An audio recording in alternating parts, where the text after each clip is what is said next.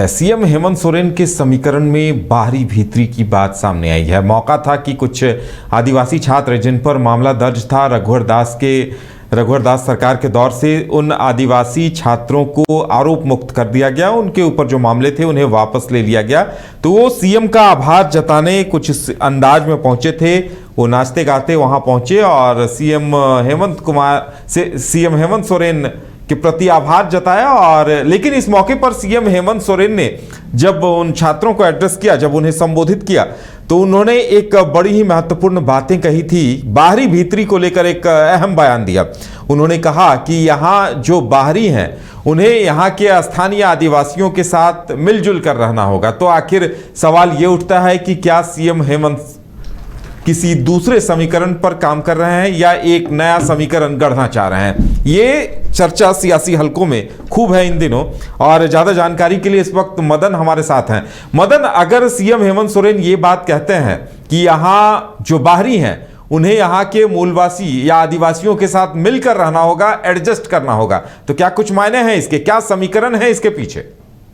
जी बिल्कुल, देखिए, कल जिस तरह से मुख्यमंत्री हेमंत सोरेन ने छात्रों को संबोधित करते हुए ये बातें कही है, उसके बाद लगातार जो है इस पर सियासत भी शुरू हुई है।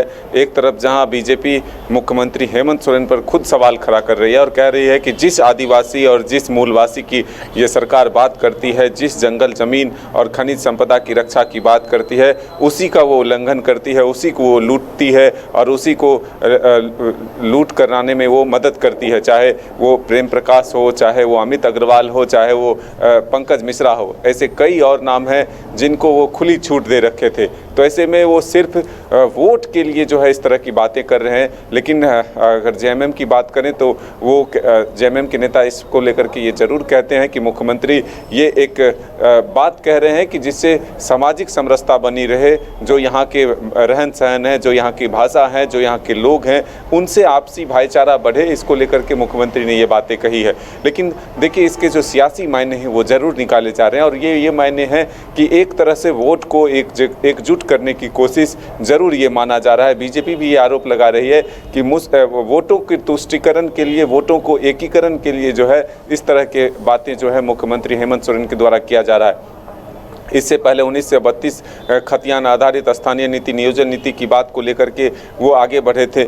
हम लोगों ने भी उसमें साथ दिया। बीजेपी का स्पष्ट कहना है कि सदन के भीतर भी हम लोगों ने कहा, लेकिन जो तरीका था लाने का वो गलत था और ऐसे में यहाँ पर जो है विवाद और बढ़ता।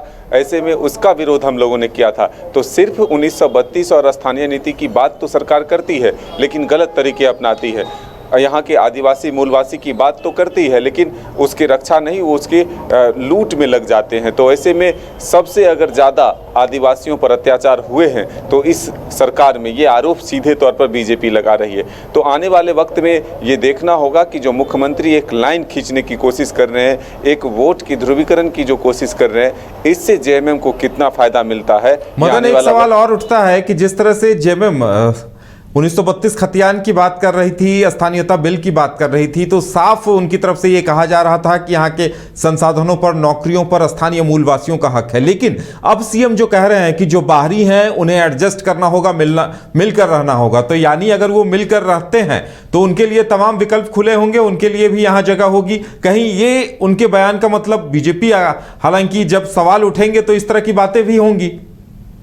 बिल्कुल, देखिए, ये तो नौकरी की बात है। सरकारी नौकरी हो या फिर निजी क्षेत्र की नौकरी हो, उसको लेकर के अलग एक विषय है। और उसमें बीजेपी भी ये कहती है कि 3rd ग्रेड और 4th ग्रेड में स्थानीयों का हिस्सा हो, हिस्सेदारी हो। लेकिन जो व्यवसाय के लिए, जो अन्य कामों के लिए यहाँ पर पहले से मौजूद हैं, वैसे लोगों के लिए जो मुख्यमंत्री ने जो बातें कही है कि जो लोग यहाँ रोजी रोजगार के लिए आते हैं, उनको यहाँ के लोगों के साथ मिलकर रहना होगा, उन्हें सीखना होगा।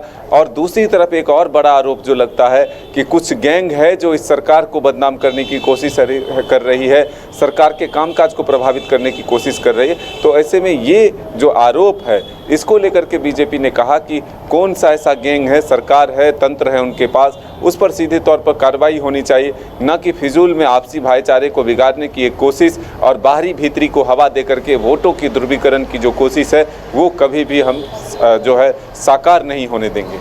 चलिए मदन, देखने वाली बात होगी कि समीकरण क्या कुछ सामने आते हैं और इस बयान के मायने क्या हैं, ये भी थोड़े से इंतजार के बाद पता चल पाएगा। तभी हम स्पष्ट तौर पर कह पाएंगे कि आखिर कौन सा समीकरण सीएम हेमंत सोरेन गढ़ रहे हैं।